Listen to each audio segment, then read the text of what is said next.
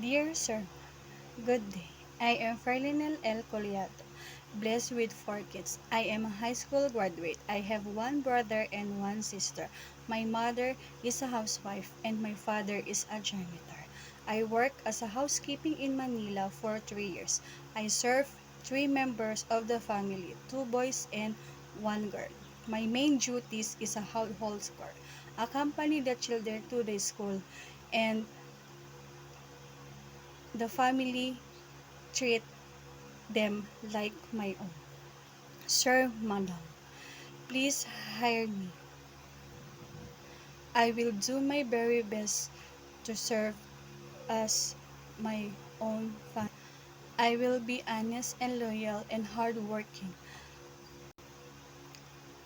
I will follow all rules and regulations and responsibilities that you have given to me.